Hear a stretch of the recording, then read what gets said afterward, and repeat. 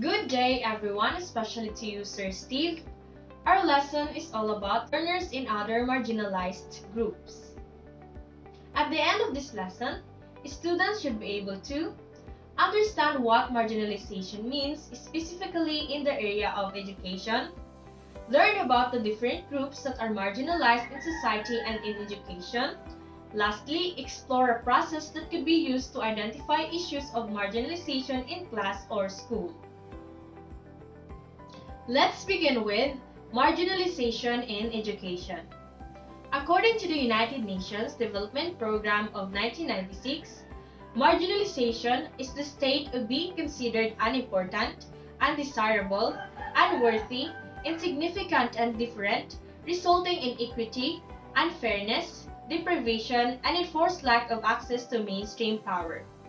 The theory of marginalization can trace its roots to the theory of the marginal man, in which the analysis of Park and Stonquist of the marginal man focuses on an individual who is born and raised in one culture and is immersed in a different prevailing culture.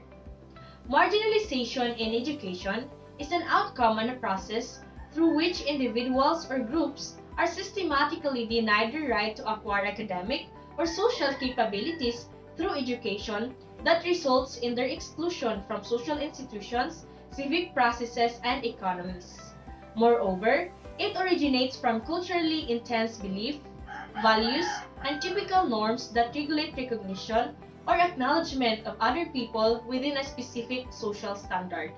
Furthermore, it is a form of acute and persistent disadvantage rooted in underlying social inequalities. Messier 2003 proposed that marginalization can be conceptualized in four general ways.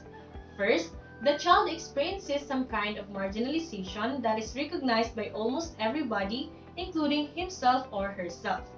Second, the child feels that he or she is experiencing marginalization, whereas most of the others do not recognize this. Third, when a child is found in what appears to be marginalized situations but does not feel it or does not view it as marginalization. Lastly, when a child is experiencing marginalization but does not admit it. Now, let's proceed to marginalization and inclusion. Let us define first what is marginalization and inclusion for better understanding. Marginalization is the act of placing a person or thing in a position of lesser importance, influence, or power. It means that it's the process in which individuals are blocked from or denied full access to various rights, opportunities, and resources that are normally available to the members of a different group.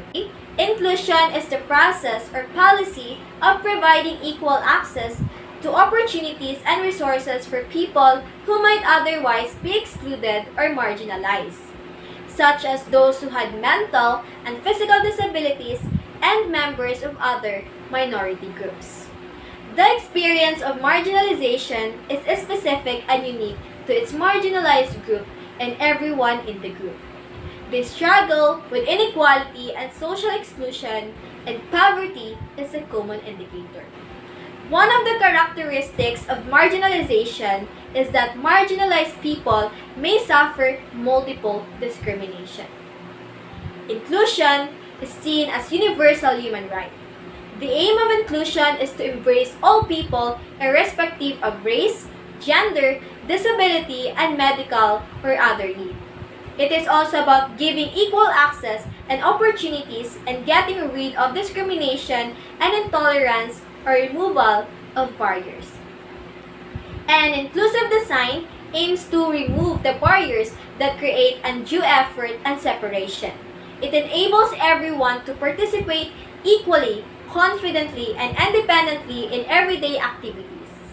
Inclusive design is about making places that everyone can use. The way places are designed affects our ability to move, see, hear, and communicate effectively.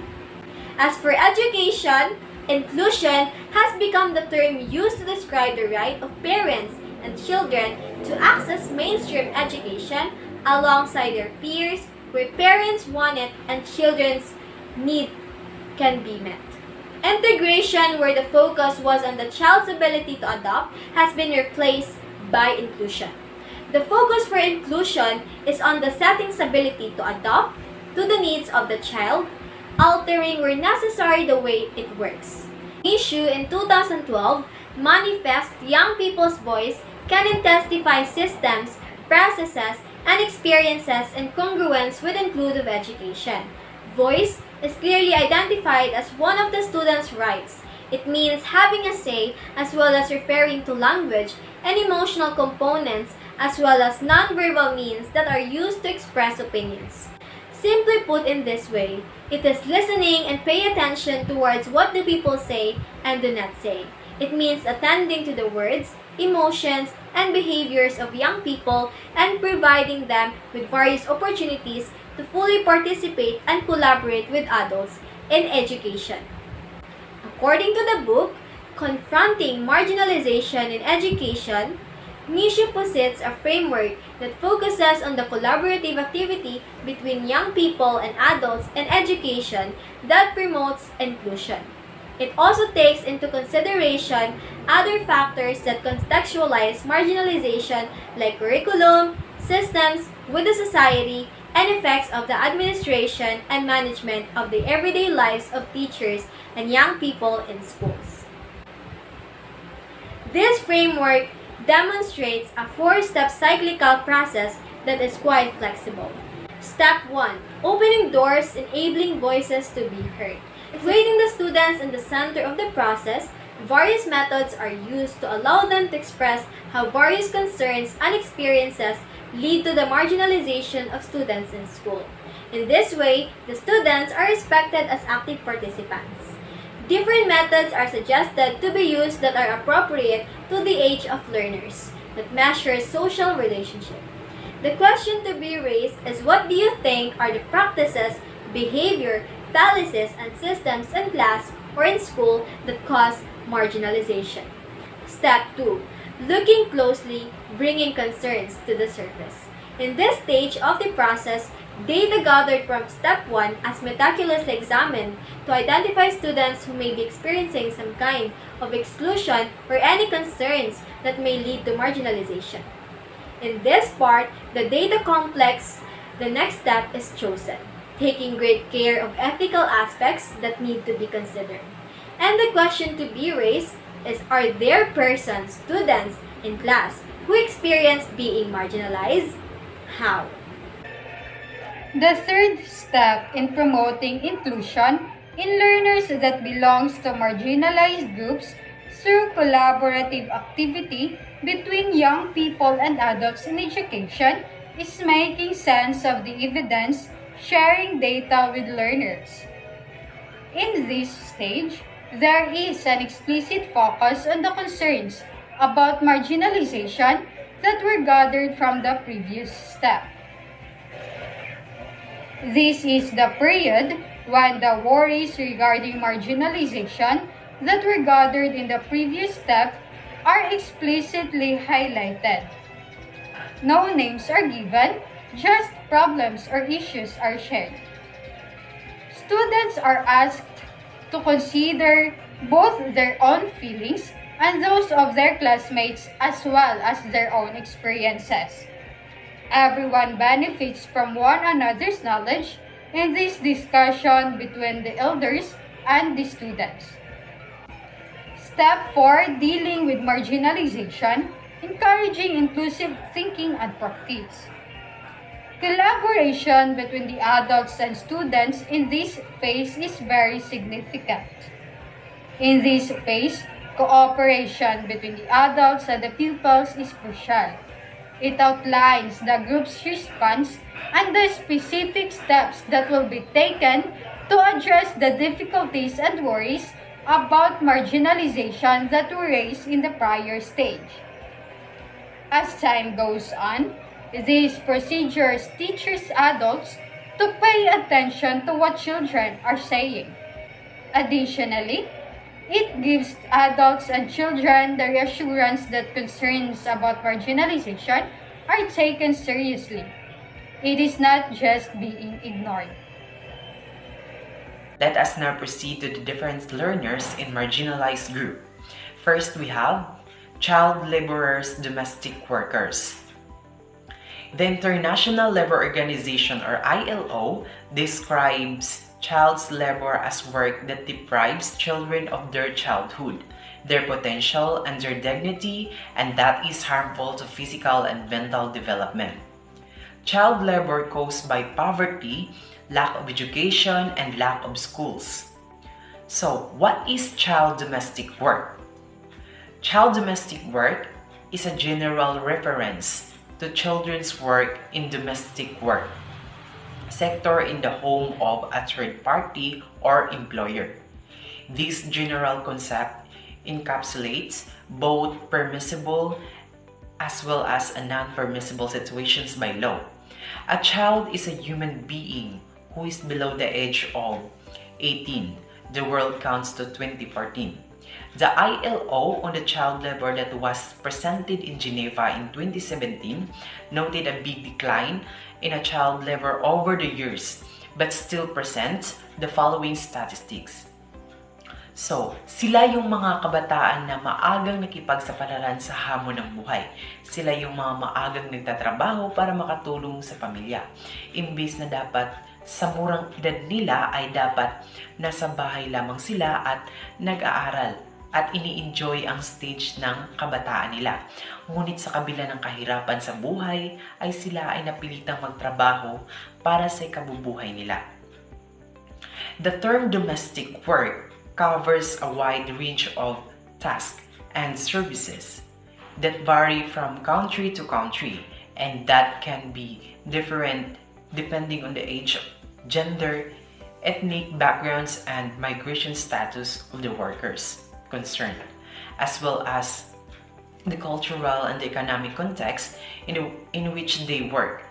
This means that a definition of domestic work and the workers involved on the basis only of the task being performed, risk being perpetually incomplete, rather the convention number 189 draws on the common and distinctive characteristics that domestic workers are employed by and provided service for the third-party private households. So one of the key results noted in the report is a child labor is frequently associated with education marginalized. This report was the first to acknowledge the connection between education and the child labor. It clearly stated that the large number of child laborers are unable to get educational because of poverty situations of around conflict and calamities. Those children who are emotionally and physically tired from work and are incapable of gaining much from studying in schools. They also tend to perform below far compared to their classmates in terms of learning achievements. And now, for B is indigenous people. Indigenous communities, people, and nation are those which having a historical continuity with pre-invasion and pre-colonial societies, now prevailing on those territories or part of them. They form for present non-dominant sector of society and determined to preserve, develop, and transmit to future generations their ancestral territories and their ethnicity or identity as basis of their continued existence as people accordance with their own cultural patterns, social instruction, and legal system. The historical continuation for an extended period reaching into the present of one or more of the following sectors. A is occupation of ancestral land and at least part of them. B is common ancestry with the original occupant of these lands. C is cultural in general or in specific manifestation such as religion, living under tribal system, membership of the indigenous community, dress means of livelihood, lifestyle, etc. D is language, whether used the only language as mother tongue as the habitual means of communication. A is residence of certain part of the country or in certain religion of world. F is other relevant factors. Focusing on education, indigenous people generally lack access education based they usually stay in the place that are quite far from the school, and also because of their marginalized status in the community. Education is the right and means of self-improvement. Its terminal goal is a better life for the individual and his or her family.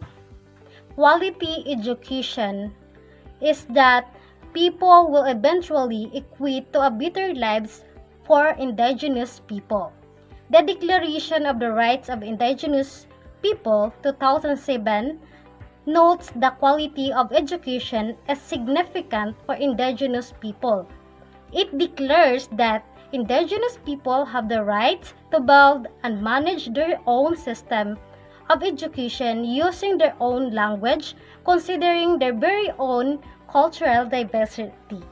It declares also that indigenous people have a right to pass on and invigorate their languages, traditions, belief, and value system, literature, culture, ceremonies, practices, and the way of writing to the next generation of their children through education.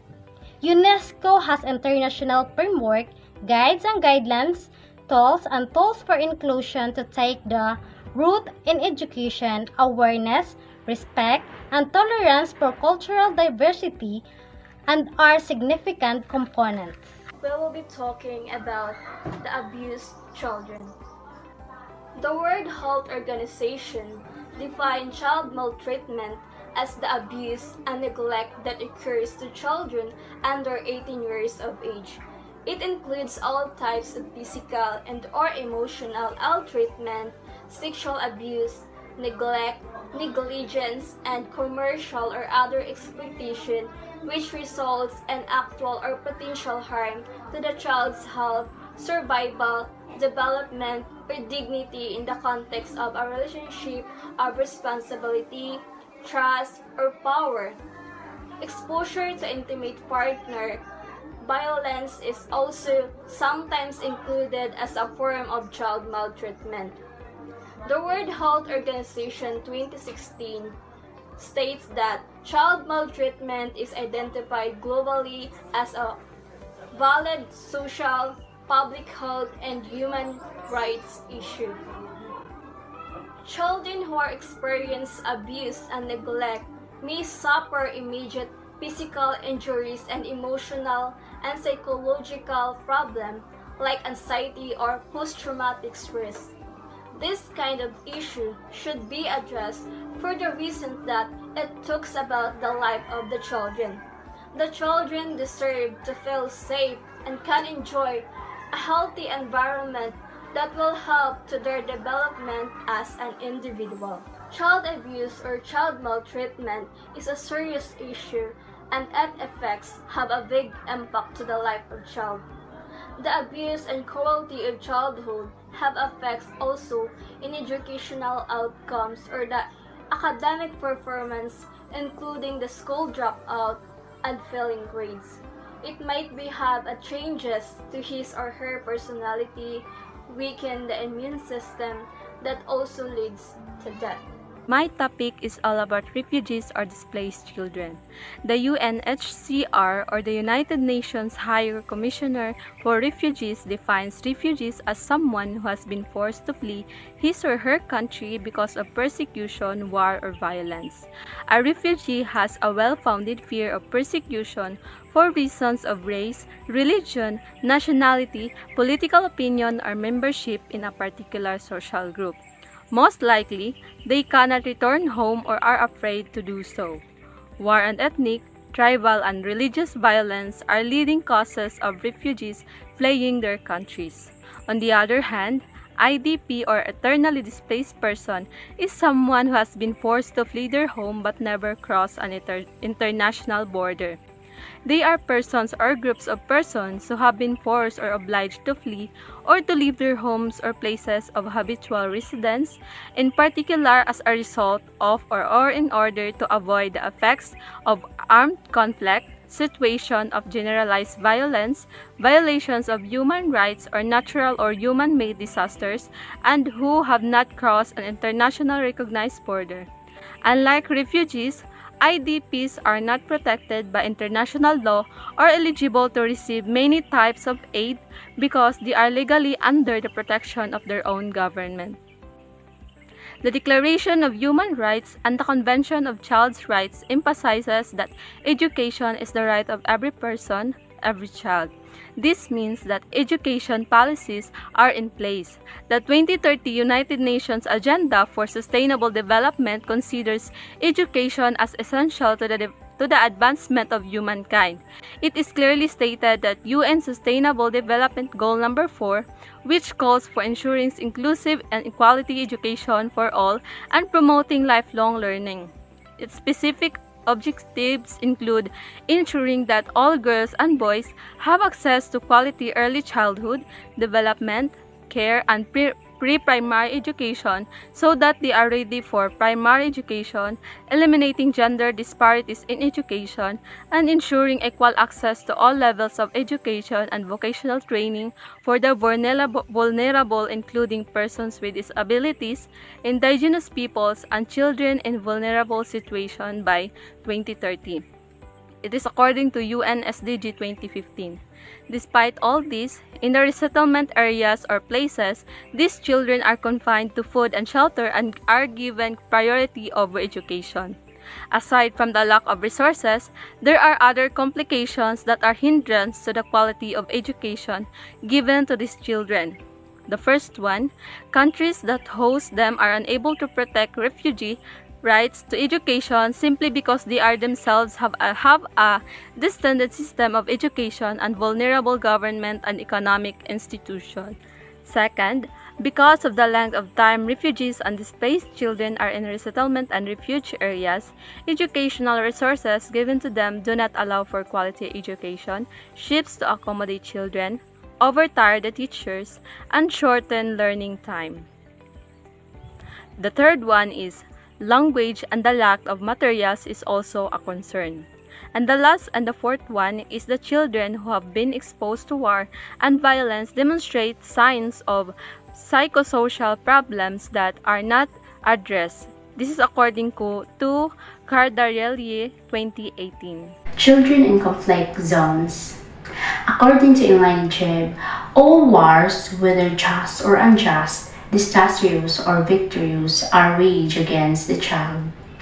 Based on the UNICEF press release in 2018, in December 2018, Manuel Fontaine, UNICEF Director for Emergency Programs, said, children living in conflict zones around the world have continued to suffer through extreme levels of violence over the past 12 months, and the world has continued to fail them.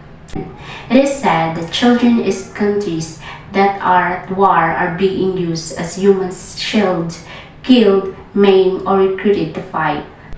The UN has identified 6 categories of human rights violations against children, known as 6 grave violations. These violations include the killing and maiming of children, the abduction of children, the recruitment or use of children as soldiers, sexual violence against children, attacks against schools or hospitals, and the denial of humanitarian access. The commission of any of this violation constitutes a breach of international humanitarian law. There are countless effects of armed conflict on children who are very vulnerable and unable to protect themselves. These are the effects of children's education. The enrollment is going down, a lot of children dropping out of school conditions are bad, there are low levels of educational attainment, and abuse is committed. Is there something that can be done for children caught in armed conflict? There have been governments and countries that have upheld children's rights. They are firm with their laws and values and look out for the children's welfare and safety.